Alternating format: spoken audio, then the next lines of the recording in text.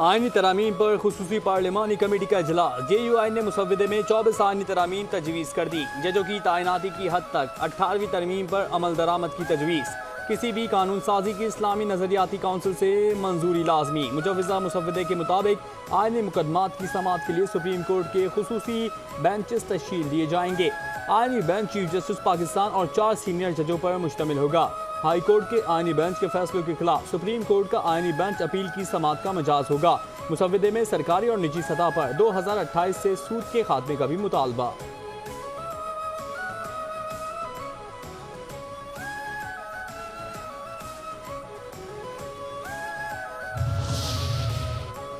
आईनी तरमीम से मुताल्लिक हुकूमती मुसव्वदे के नकात भी सामने आ गए। हुकूमत ने वफाकी आईनी अदालत की तश्कील का फार्मूला सियासी जमातों से शेयर कर दिया।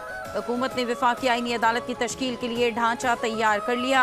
मुजव्वज़ा तरमीम के मुताबिक वफाकी आईनी अदालत चीफ जस्टिस समेत 7 अरकान पर मुश्तमिल होगी। वज़ीर कानून, अटॉर्नी जनरल और पाकिस्तान बार काउंसिल का नुमाइंदा शामिल होगा। दोनों ऐवानों से हुकूमत और अपोजिशन से 2-2 अरकान लिए जाएंगे। सूबाई अदालतें चीफ जस्टिस, सूबाई वज़ीर कानून और बार काउंसिल के नुमाइंदे पर मुश्तमिल होंगी।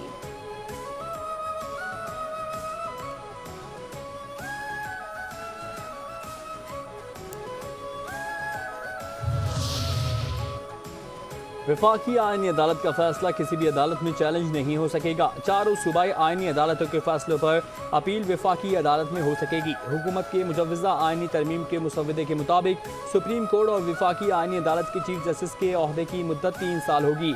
जज की उम्र 40 साल, 3 साल अदालत और 10 साल वकालत का तजुर्बा लाजमी होगा। किसी भी जज की बरतरफी की हतमी मंजूरी सदर मुमलिकत देंगे। चीफ जस्टिस सुप्रीम कोर्ट का तकर्रुर 3 सीनियर जजेस में से किया जाएगा। सुप्रीम कोर्ट और वफाकी आईनी अदालत के चीफ जस्टिस के ओहदे की मुद्दत 3 साल होगी।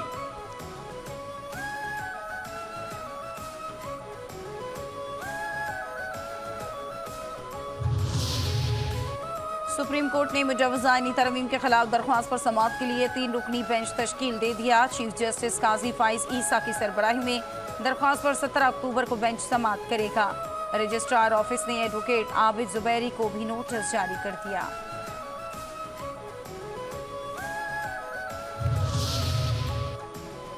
वफाकी आईनी अदालत का क़याम कायदे आज़म का ख्वाब था। Chairman Peoples Party Bilawal Bhutto का ट्विटर पैगाम। कहते हैं पीपल्स पार्टी की तजवीज़ कायदे आज़म की तजवीज़ से मुमासिलत रखती है। कायदे आज़म ने शहरियों के बुनियादी हुकूक के निफाज के लिए वफाकी आईनी अदालत की तजावीज़ पेश की।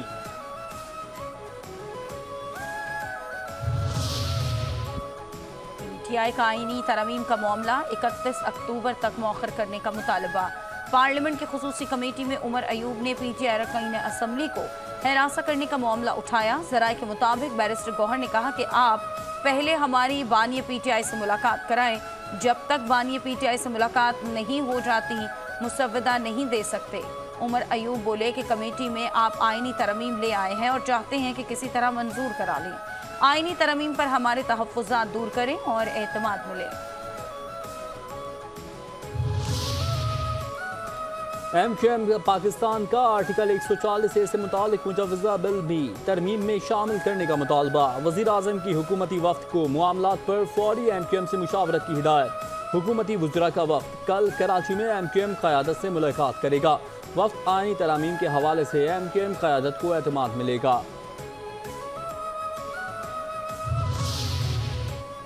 असलहा और शराब बरामदगी केस में अली अमीन गंडापुर को 23 अक्टूबर को गिरफ्तार करके पेश करने का हुक्म। District and session court Islamabad ने अदम पेशी पर अली अमीन गंडापुर के नाकाबिल जमानत वारंट गिरफ्तारी बरकरार रखे।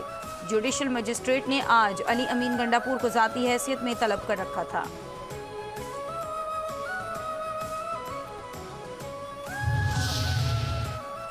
शंघाई ताउन कौंसिल तंजीम इजलास में चीन और रूस समेत 7 वज़राए आज़म शिरकत करेंगे। बेलारूस, काज़ाकिस्तान, किर्गिस्तान, ताजिकिस्तान और उज़्बेकिस्तान भी शामिल। तर्जुमान दफ्तर ख़ारिजा के मुताबिक वज़ीर आज़म शहबाज शरीफ सदारत करेंगे। इजलास में ईरान के अव्वल नायब सदर और भारतीय वज़ीर ख़ारिजा शरीक होंगे। अफगानिस्तान को मदऊ नहीं किया गया। इजलास के मौके पर शहर इक़्तिदार की खूबसूरती में इजाफा। इस्लामाबाद को सजा दिया गया।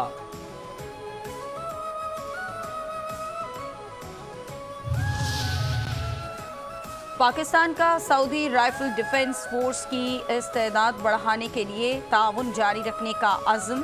ISPR के मुताबिक रियाद में पाकिस्तान सऊदी अरब दो तरफा दिफाई सनती फोरम का 7वां इजलास हुआ। पाकिस्तानी वफ्द की क़यादत chief of general staff lieutenant general Mohammad Awais Dastgir ने की। सऊदी वफ्द की क़यादत मुआविन वज़ीर दिफा तलाल बिन अब्दुल्ला अल अतीबी ने की। सऊदी मुअज़्ज़िज़ीन का दहशतगर्दी के खिलाफ जंग में पाकिस्तान की कामयाबियों और कुर्बानियों का एतराफ़, इलाकाई अमन व इस्तेहकाम के लिए पाक फ़ौज की कोशिशों को खराज तहसीन पेश किया।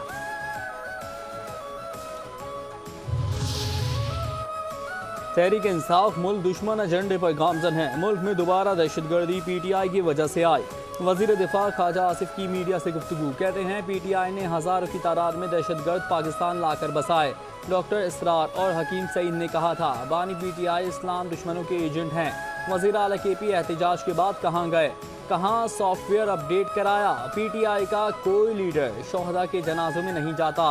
PTI दोबारा 9 मई बपा करना चाहती है।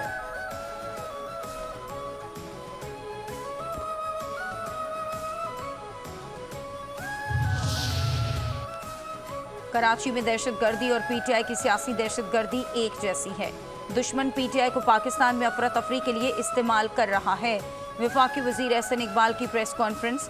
कहते हैं कि हमने भी जेलें देखी लेकिन कभी रियासत से लड़ाई नहीं लड़ी। क्या कोई शख्स रियासत से बड़ा हो सकता है?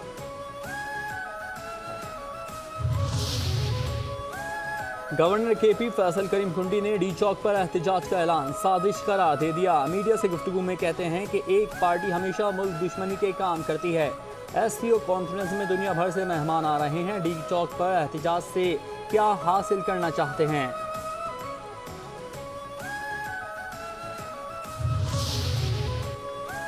दहशतगर्दी के खिलाफ इत्तफाक राय पैदा करने की ज़रूरत है। बलूचिस्तान में सॉफ्ट टारगेटेड तलाश करके लोगों को शहीद किया गया। वज़ीर आला बलूचिस्तान सरफराज की कोयटा में मीडिया से गुफ्तगू। कहा कि दहशतगर्दी पर तशवीश है और मजम्मत छोटा लफ्ज़ है। मेरे इस्तीफ़े से दहशतगर्दी रुक सकती है तो 1 मिनट में इस्तीफ़ा दे दूंगा। DC पंजगूर के कत्ल में मुलव्वस 6 हमलावरों को हलाक किया गया।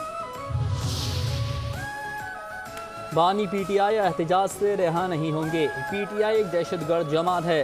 कल तहरीक फसाद ने रियासत के खिलाफ ऐलान जंग किया। इस ऐलान जंग का जवाब वैसे ही दिया जाएगा जैसे जंग में दिया जाता है। पंजाब की वज़ीर इत्तलात अज़मा बुखारी की प्रेस कॉन्फ्रेंस। कहती हैं इनका कप्तान मुल्की मफाद के खिलाफ डट कर खड़ा है। इस जमात के एहतजाज की कॉल भी नामालूम मकाम से आई है। जो इनकलाब लाना चाहते हैं, हिम्मत है तो खुद उसे लीड करें। वर्क फ्रॉम होम करने वाले सेक्रेटरी इत्तलात ने यलगार की कॉल दी।